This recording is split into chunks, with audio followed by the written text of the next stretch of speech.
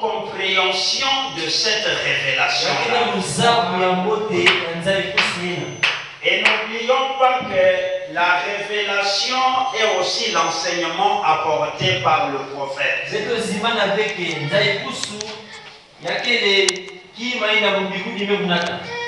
Et l'enseignement, c'est aussi ça, la colonne vertébrale.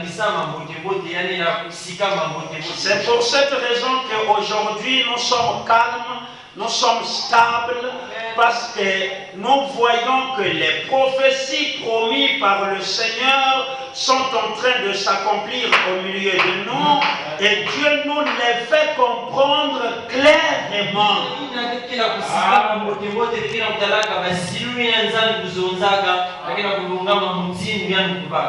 En d'autres termes, nous pouvons dire que les événements qui ont lieu aujourd'hui sont l'accomplissement, la mise en valeur des prophéties de la Bible.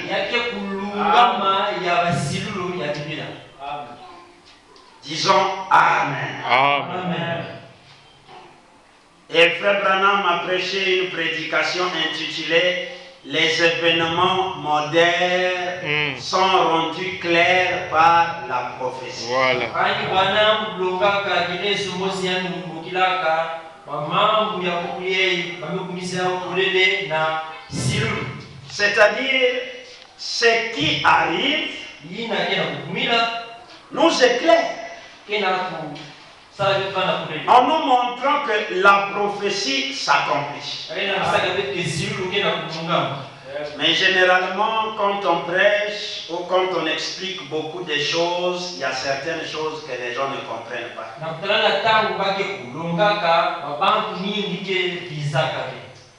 Ainsi, le dimanche, un frère m'a posé la question pour chercher à savoir si je martelais ou je voulais faire comprendre que ces événements ici ne devraient avoir lieu qu'après l'enlèvement de l'Église.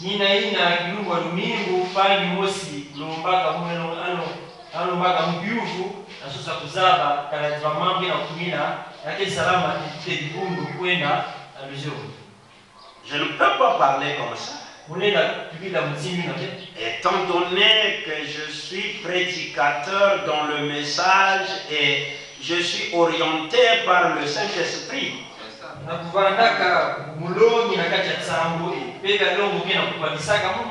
Parce que nous savions que le Saint-Esprit aujourd'hui nous conduit par le ministère de notre bien-aimé frère Pierre.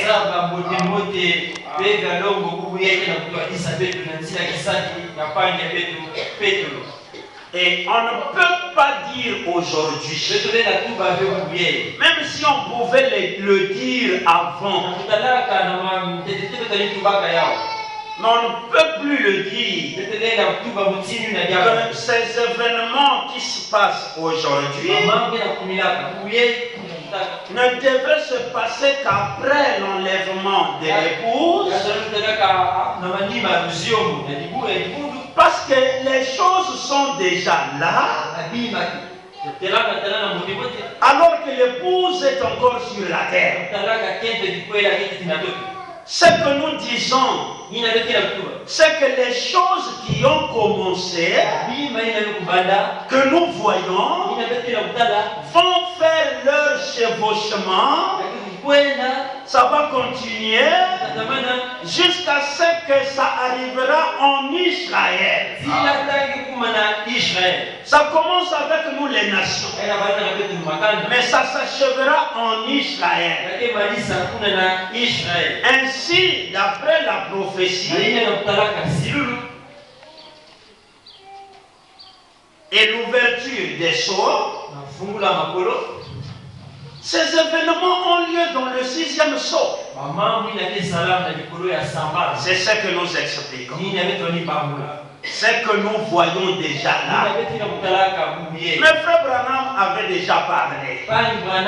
Et il y a eu quelqu'un qui nous a expliqué ce que Frère Branham a dit. Frère Branham nous a dit les 7 visions devraient s'accomplir avant le retour du Seigneur. Amen. Amen. Mais ce que nous voyons, c'est l'accomplissement C'est ça. de ces 7 visions. Mais elle commence aujourd'hui pour s'achever après que l'épouse ira. Ça fera la continuité. C'est ça. Amen.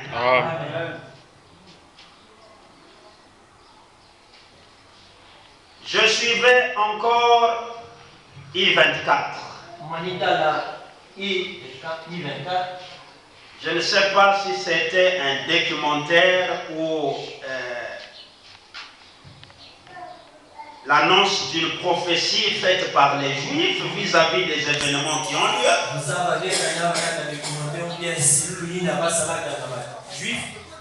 Ce Juif expliquait.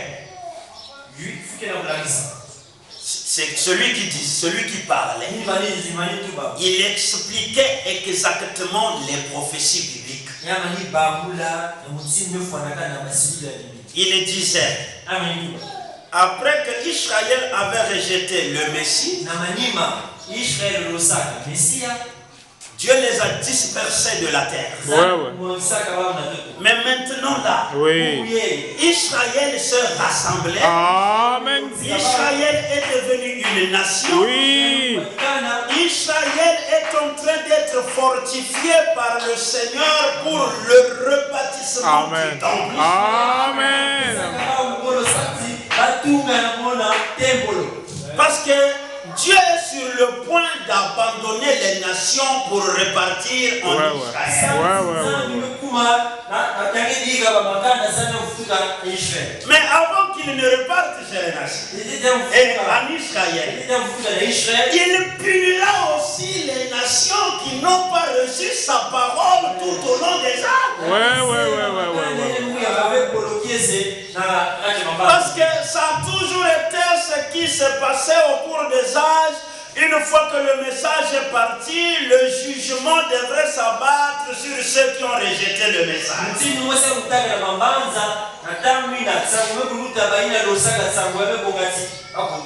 C'est comme ça aussi qu'il a jugé une partie d'Israël qui n'avait pas cru à leur message. Amen.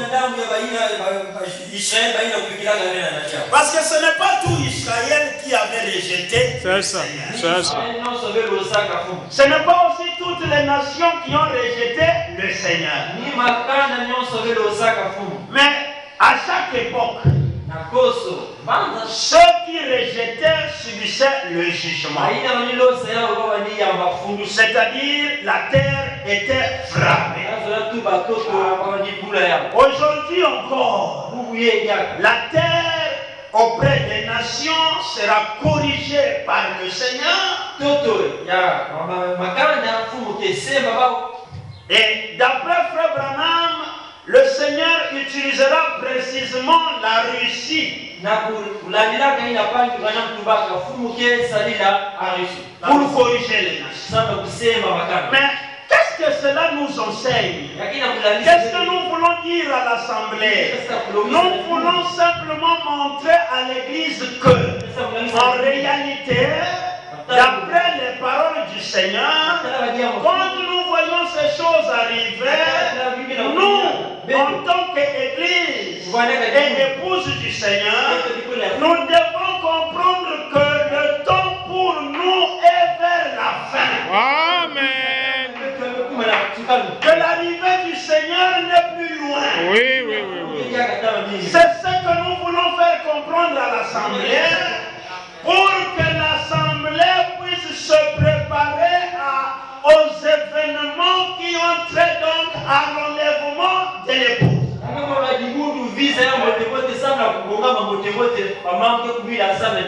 Le juif là a montré que il y a déjà des prêtres qui sont préparés en Israël.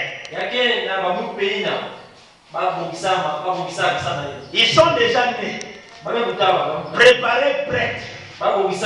Ils sont nés dans les maisons. Ils n'ont pas voulu que ces prêtres-là soient nés dans les hôpitaux, être touchés par les femmes souillées pour que leur corps soit sain. Et ils sont consacrés pour être au service du Seigneur lorsque le temple sera bâti. Alléluia. Il a dit, il y a déjà des vaches rousses, des vaches, c'est-à-dire des petits bœufs de couleur rouge, de couleur teintée, qui sont déjà préparés pour le sacrifice. Parce que Israël croit encore à l'Ancien Testament. Et lorsque le temple sera bâti, avant le premier service, les prêtres feront des sacrifices pour implorer la grâce du Seigneur. Parce que pour Israël, sans le temple, pas de vraie adoration.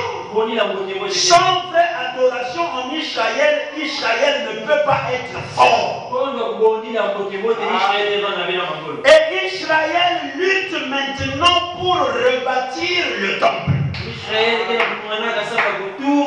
le temple ne peut être rebâti que là où était l'ancien temple.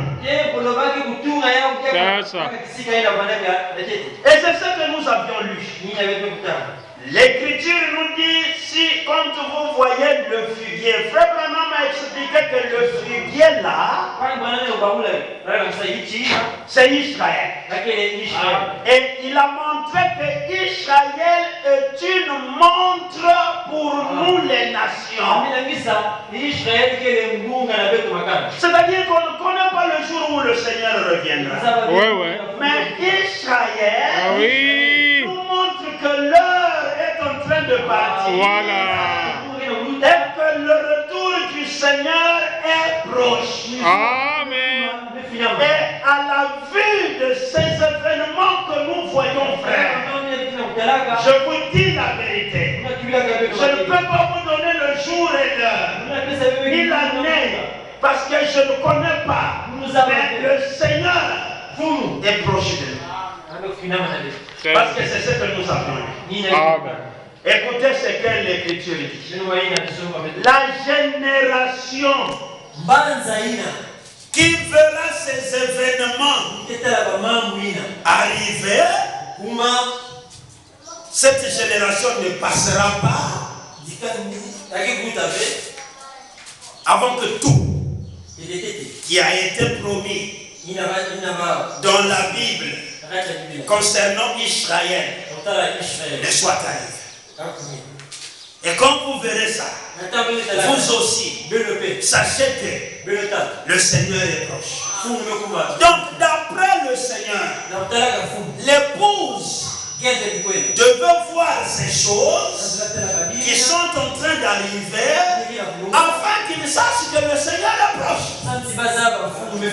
Donc, on ne peut pas dire que ces événements-là allaient avoir lieu après l'enlèvement, alors qu'il faut que l'épouse voie ces choses pour qu'elle soit consciente que le Seigneur est proche.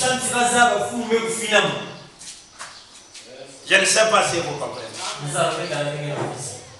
Donc, frère Branham, en disant que Ces événements allaient avoir lieu avant le retour du Seigneur. Il n'a pas menti. Ouais. Parce que le Seigneur lui-même aussi avait dit que c'est la génération qui fera ces choses arriver qui comprendra que le Seigneur est sur le point de revenir. Disons Amen. Amen. Mais nous, notre joie, c'est de voir que le Seigneur est en train de nous montrer l'accomplissement de ces choses alors qu'elles n'étaient qu'auparavant des paroles. Dans le temps est le signe de l'union. Revenons toujours à cette prédication. Tout à fait. Parce qu'aujourd'hui, c'est l'actualité. Frère Branham a dit, Israël en tant que la montre de Dieu, le grand signe serait l'avancement de son rassemblement. Parce que plus un peuple se rassemble, plus il devient puissant. Amen.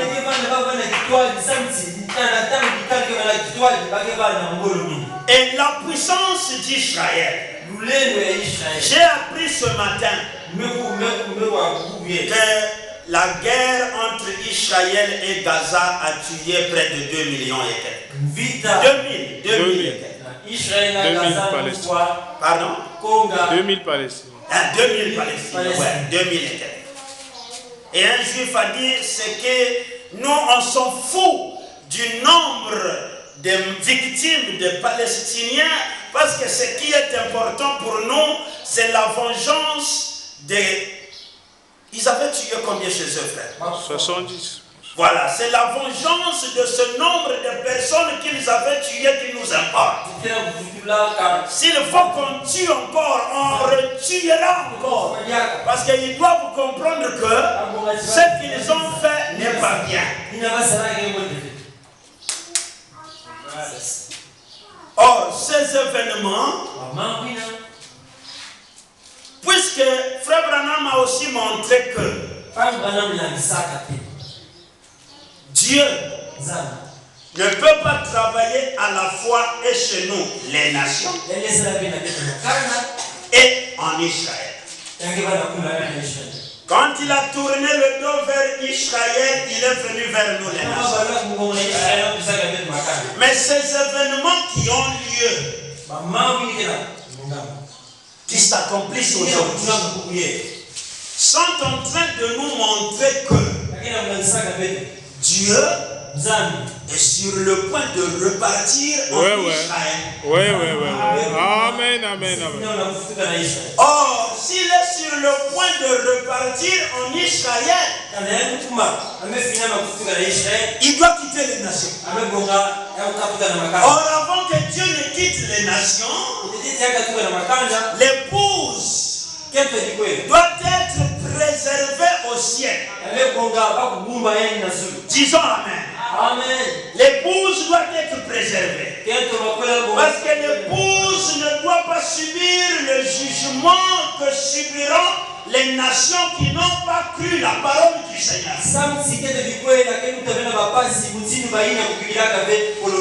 Donc, c'est ce que nous attendons aujourd'hui. En passant par le baptême du Saint-Esprit. Amen. Mais ce que nous devons comprendre, c'est que ces événements-là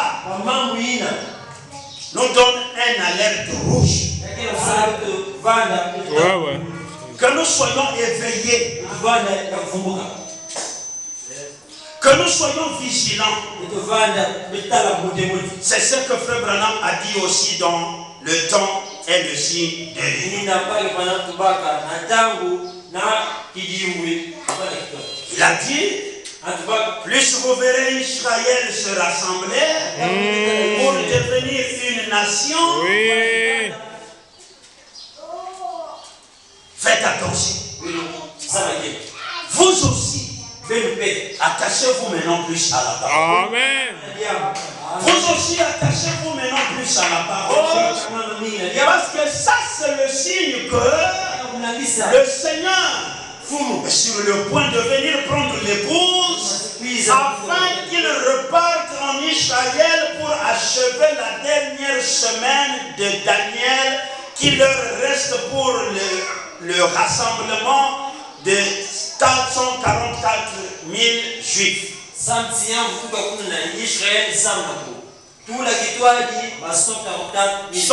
J'ai dit 400. 400. Fais ça. C'est 144 000 Juifs. Voilà. Fais ça. Merci beaucoup, frère. Parce que frère Branham aussi pouvait dire 7 000. Ou plutôt 700 au lieu de 7 000. Oui, c'est ça. Amen. Amen. Donc, voilà un peu ce que je voulais éclaircir.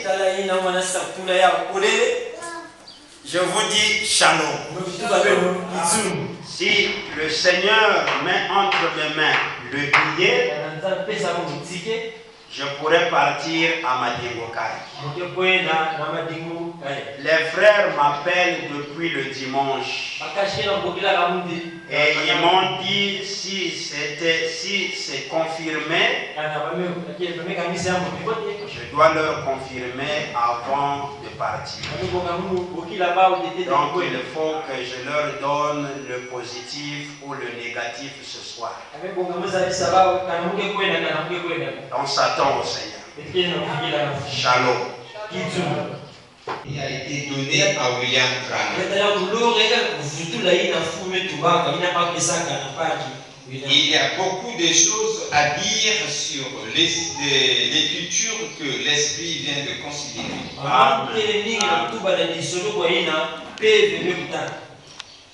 Et par rapport aux événements qui se passent aujourd'hui dans le monde, c'est vrai, moi aussi, par la grâce du Seigneur, je suis tombé aussi sur une vidéo là où on parlait des vaches rousses. Il y a même, on a montré les vaches en question, mais ils ont constaté qu'il y a deux, mais ils ont trouvé au moins 2 poils de couleurs différentes. Mais sinon, de la tête jusqu'au pattes là, c'est vraiment rousse.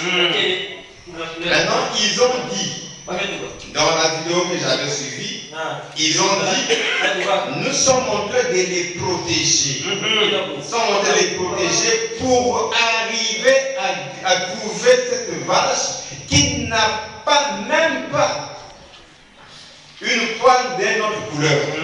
Il faut que ça soit tous rousse. Mais ils ont dit, mais nous sommes déjà prêts à en avoir. Donc, à quoi servent cette vache rousse? C'est pour le sacrifice. Lorsque le temple sera rebâti, c'est avec cette vache-là qu'on va faire les sacrifices. Et c'est vrai aussi, on a déjà trouvé ceux qui vont être là, qui vont travailler dans le temple, étant que des serviteurs de Dieu. Ils sont gardés quelque part. Même le nombre, j'ai oublié, même le nombre a été déjà donné. Donc c'est pour vous dire que Israël, ils sont déjà prêts. D'après eux-mêmes, ils étaient en train d'attendre le signe depuis le ciel pour qu'eux ils recommencent à bâtir le temple. Mais n'oubliez pas que lorsque le premier temple a été bâti, il y avait la guerre. Pendant que eux ils baptisaient, il y avait aussi la guerre. Ça aussi c'est quelque chose que vous ne devez pas oublier. Mais pendant que cet temple-là sera rebâti, mais il ne faut pas que vous oubliez que la fondation là où se trouve aujourd'hui le temple, là où on va bâtir le temple, les musulmans ont mis leur temple ou bien leur mosquée. La mosquée d'Omar. Cette mosquée doit être détruite pour qu'on rebâtisse le temple. Disons amen. Mais les gens là ne vont pas accepter que le temple soit, leur mosquée soit détruite. S'ils ne vont pas continuer à combattre. Vous voyez que même ceux qui se disent les catholiques aussi, les christianistes, ils ont aussi construit leur temple là-bas, leur église. Comment on appelle, les musulmans aussi ont leur temple là-bas, toujours à Jérusalem. Les bouddhistes, tous ces mondes, les autres aussi, tous les trois religions, ils sont prêts d'envier Jérusalem. Tout ça, mes frères et sœurs, il faut que nous puissions tourner nos regards en voyant toujours Israël. Je m'en vais vous lire quelque chose, ce que le frère a dit. Écoutez ce que le prophète Branham dit ici. Dans question et réponse. Ici, je dois lire ça dans les COD. Pour appuyer sur ce que l'Esprit vient de dire chez le frère. Il a seulement récité, il n'a pas lu. Il dit ici à la page 36. Ici c'est question numéro 6. On pose cette question-là à William Branham. Croyez-vous que le retour des Juifs en Palestine est l'accomplissement de la prophétie de la Bible?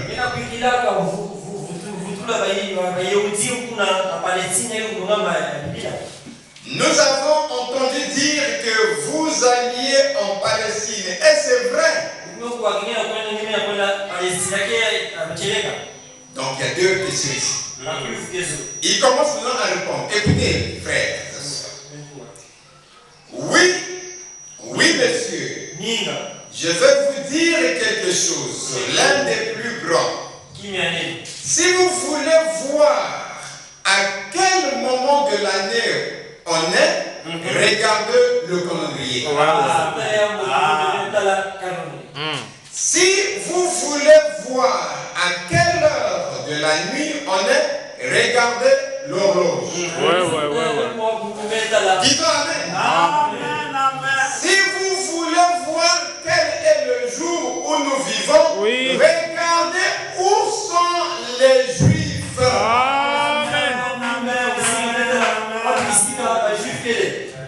Les Juifs, l'horloge de Dieu, c'est eux. C'est ça. Disons amen. Donc l'horloge de Dieu, ce sont les Juifs.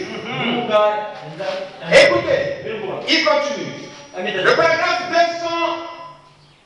221.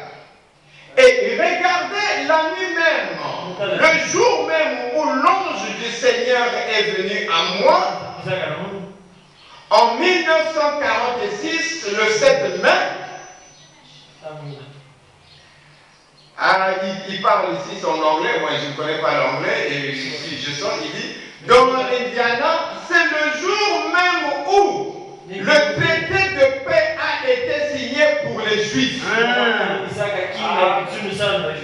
Et où ils ont été établis comme nation pour la première fois depuis 2000 ans, 2500 ans. Alléluia. Amen. Et il dit, et ce soir, le drapeau le plus ancien du monde, l'étoile de David à 6 branches, flotte sur Yerushalayim. Amen. Pour la première fois depuis 2500 ans. Depuis la déportation à Babylone, Jésus a dit, quand vous verrez le figuier bourgeonner, la voilà. Il a dit, laissez-vous instruire par une parabole. C'est ça. Vous dites que l'été est proche.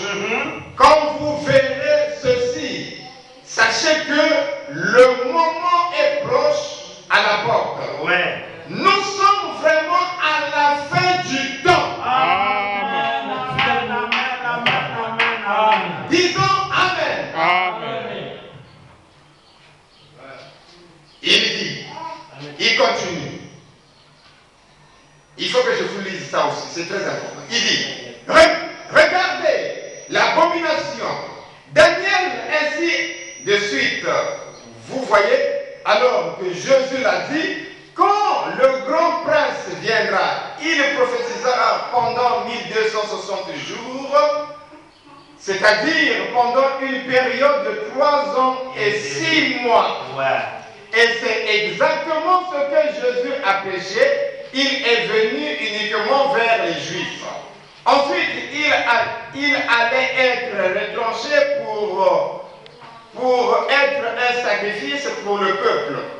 Et l'abomination qui cause la désolation, les Mahométans qui ont érigé là-bas la mosquée musulmane d'Omar, et ils allaient fouler aux pieds les murailles de Yerushalayim jusqu'à ce que la dispensation des nations soit accomplie. Amen. Et alors il retournera vers les Juifs.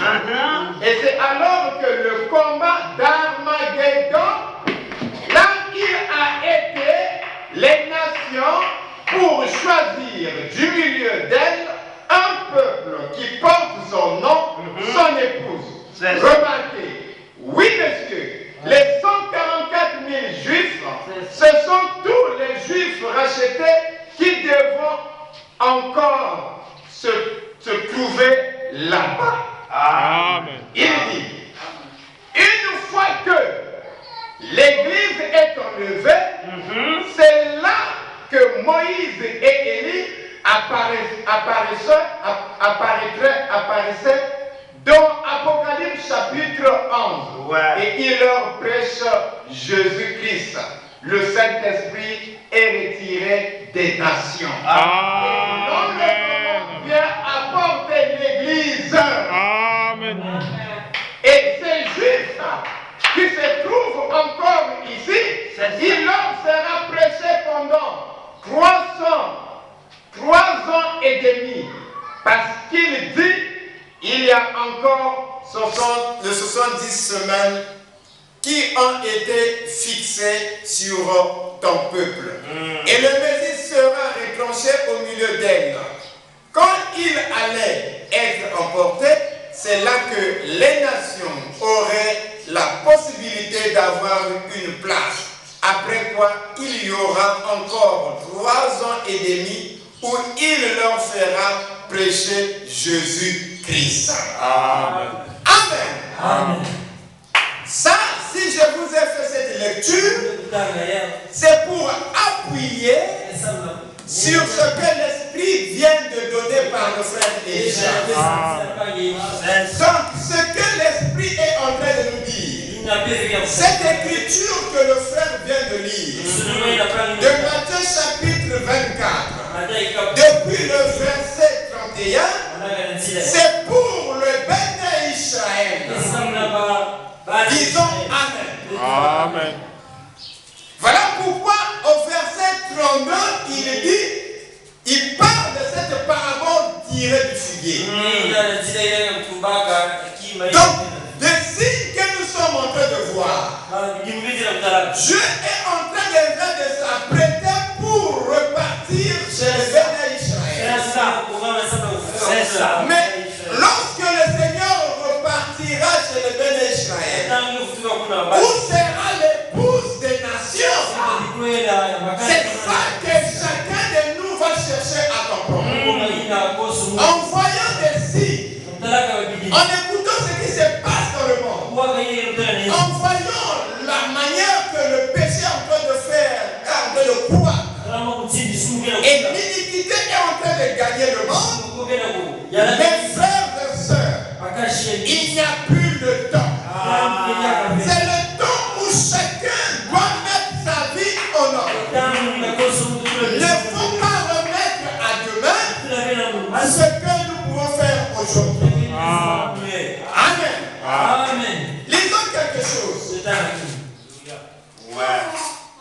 quelque chose ici dans l'exposé de cette page de l'église.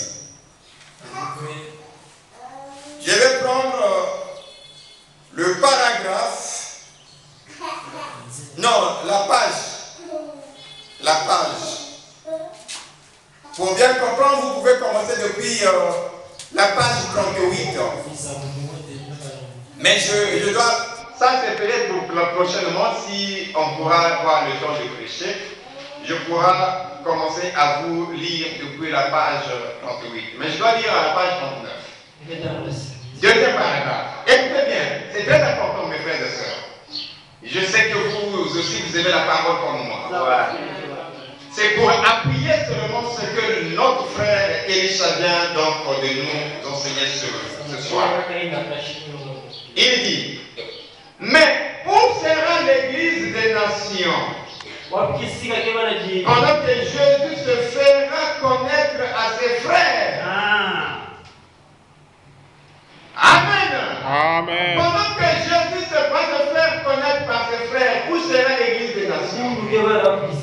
Rappelez-vous que l'épouse de Joseph, Voilà. avec les deux enfants, était dans le palais. Car Joseph avait ordonné que tout le monde me quitte. Faites-les tous sortir devant moi. Donc l'épouse des nations était cachée dans le palais de Joseph. Amen. Amen. Et là il dit, où l'église des nations s'en ira-t-elle dans l'enlèvement?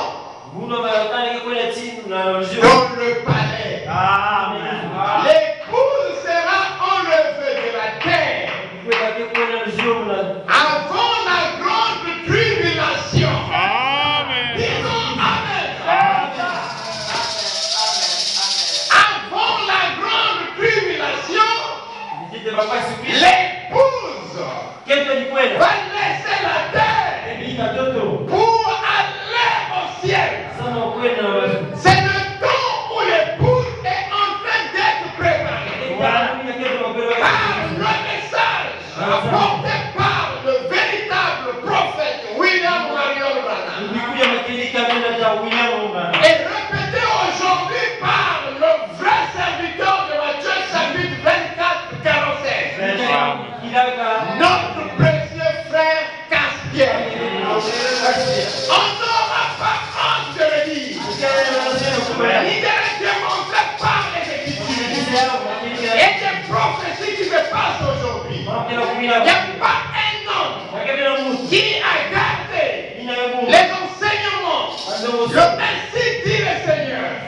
Comme cela a été donné à William Branham. Amen. Même les gens qui parlent que c'est Ewan From, même les fous qui sont partis, les rebelles incessamment là, ils ne peuvent pas comprendre ces choses à la manière que nous comprenons ces choses. S'ils disent et qu'ils continuent à dire que c'est Ewan From qui est l'homme de Matthieu 24, 45, parce que nous l'avons rejeté, nous n'avons pas rejeté aujourd'hui. Ça fait depuis 1900 là-bas qui a été rejeté que le frère Pierre a constaté que Ewan From a dévié. Il ne s'est pas arrêté là. Il est allé jusqu'à Krefeld en Allemagne pour lui montrer où est-ce que le monsieur a dévié. Où est-ce que le monsieur a abandonné le Seigneur. Mais il n'a pas voulu revenir. L'Écriture dit, nous avons voulu guérir Babylone. Mais Babylone c'est quoi? Mais c'est la confusion. Et One From est dans la confusion. Il mérite d'être abandonné. Si ceux qui sont partis, là, les moyens ferment tous les autres. Si c'était vraiment sur Matthieu chapitre 24, parce qu'on a laissé Ewan From, on a dit que c'était faux. Mais ils devaient partir ensemble avec les habits Yahoo. Les tout court.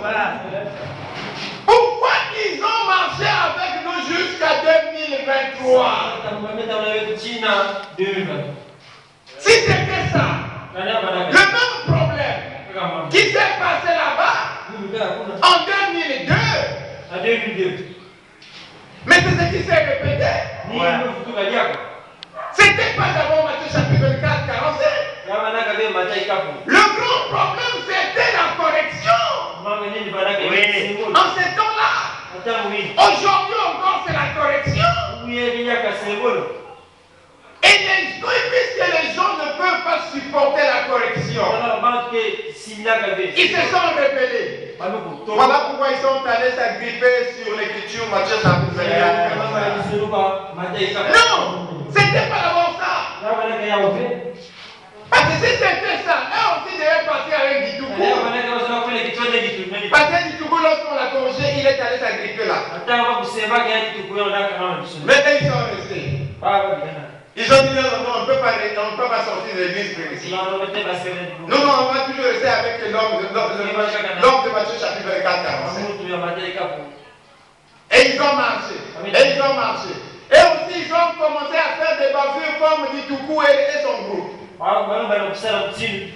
Et puisqu'on les a corrigés, voilà pourquoi eux aussi vont trouver comme un alibi pour dire que c'est Matthieu chapitre 24, 45. Ça, c'est ça la rébellion. Et William Branham dit, les fils de ce monde-là ne peuvent pas supporter la correction. Et puisqu'ils ne peuvent pas supporter la correction, on les appelle les ténèbres. Ce sont les rebelles. Ce sont les rebelles. Ce sont les enfants illégitimes. Voilà comment ils sont. Revenons, frère. Je n'ai pas encore fini la lecture. Il y a encore quelque chose que je vais aussi montrer à l'Assemblée. Là où je suis en train de lire, c'est le nom. Il dit, où l'église des nations s'en ira-t-elle? Dans le lèvement, dans le palais. L'épouse sera enlevée de la terre avant la grande tribulation. Elle sera enlevée à la rencontre du Seigneur dans les airs. Disons Amen. Pendant 3 ans et demi, alors que la colère de la vengeance de Dieu se répandra, elle sera au glorieux souper de l'agneau. Ensuite, il reviendra se faire connaître à ses frères en laissant son épouse dans la maison de son père. Amen. Lorsque le Seigneur va se révéler sur ses frères, il va laisser l'épouse là-bas. Avant que l'épouse n'arrive là-bas, l'épouse va monter. Le Seigneur quitte là où il est allé nous préparer la place. Il vient dans les airs. Disons Amen. C'est comme ça se passe pendant la roupa. Pendant que le mari arrive, la sœur quitte la maison là-bas. La sœur quitte là-bas. Elle vient pour croiser son mari. Amen. Et après ensemble, elle épouse et l'époux, et ils vont là où il se trouve, la chaise, là où ils vont s'asseoir. Et c'est comme ça aussi. Yeshua descend dans les airs. L'épouse laisse la terre. Lorsqu'il monte dans les airs, il croise avec Yeshua, la parole, et Yeshua les amène à la maison. Là-bas, vous parlez. Maintenant, regardez. Ici, William Branham a dit 3 ans et demi. Non, c'est 7 ans. C'est une semaine qui reste pour les enfants d'Israël. Pour faire le 70 semaines de Daniel. C'est pas 3 ans, je dis une semaine qui est égale à 7 ans. L'épouse des nations va régner là-bas au ciel 7 ans. 3 ans et demi sera donné donc à Élie et Moïse. Par rapport à l'écriture que le frère vient de lire, pour rassembler des 4 coins de la terre les Béné Israël, c'est-à-dire les Juifs, et le nombre des gens qui vont croire, ce sont les 144 000 Juifs. Ceux-là vont prêcher pendant 3 ans et demi. Au milieu de ces 3 ans et demi, c'est là où maintenant il y aura problème. C'est là où maintenant l'Antéchrist aussi, le pape va monter sa position. Adorez-moi. C'est moi votre Messie. Et puisque les deux témoins ont déjà prêché, ils ont déjà enseigné, les Juifs vont reconnaître que le pape c'est le faux Christ. Et l'alliance qu'ils ont eu à faire avec l'église catholique sera rompue. Là où je suis là, ça y est là. Il a parlé de cela. À cet instant, l'alliance antichrist que les Juifs auront conclu avec Rome sera brisée. Ça y est là. Dans le livre seulement, ça y est là. Sera brisée. Rome et ses alliés enverront alors leurs troupeaux détruire les Juifs qui craignent Dieu et qui observent la parole. Il dit, mais quand ils en prendront à la ville pour la détruire, un signe apparaîtra dans le ciel de la venue du Fils de l'homme avec ses puissances armées pour détruire ceux qui détruisent la terre. L'ennemi repoussé, Jésus vient alors se présenter aux 144 000 Juifs. Ayant vu sa puissance œuvre de salut, ils auront connu la puissance. Mais en voyant ses blessures, sachant qu'ils l'avaient rejeté, jusqu'alors ils crieront accablés de terreur et de crainte, tout comme l'ont fait Jadis, leurs frères devant Joseph, remplis de la crainte d'être tués, mais comme disait Joseph, ne croyez pas la chose d'un œil chagrin. Tout va bien. Dieu était là dedans. Il l'a fait pour sauver la vie. De même, Jésus leur exprimera paix et amour. Pourquoi les Juifs ont-ils rejeté Jésus? Dieu était là-dedans.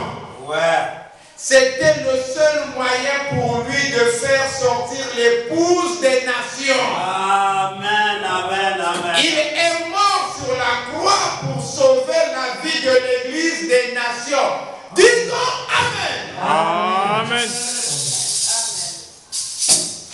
C'est tout ça les vérités que chacun devait recevoir. Mais maintenant que le salut est prêt déjà à repartir chez les Béné Israël, maintenant nous les nations, il faut donc faire quoi?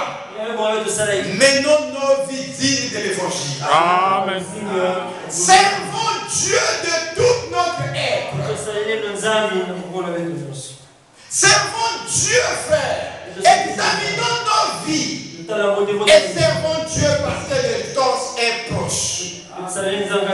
Notre rédemption est proche. Mes frères, mes soeurs, ce n'est plus le temps même de chercher à fuir un seul culte. C'est le temps d'écouter beaucoup plus le Seigneur. De s'examiner. D'être prêt. Parce que d'ici là, la puissance va tomber. Amen. Mais la puissance ne tombera pas sur l'église tout entière. Parce que le message est venu sur les vrais et les faux. Sur la vraie église et sur la fausse église. Mais la puissance tombera sur la sémence. Sur les vrais serviteurs et servants qui ont accepté la parole de leur temps. Dans chaque génération, dans chaque âge, Dieu a toujours eu des gens qui ont accepté ça. El Shaddai donc nous bénisse.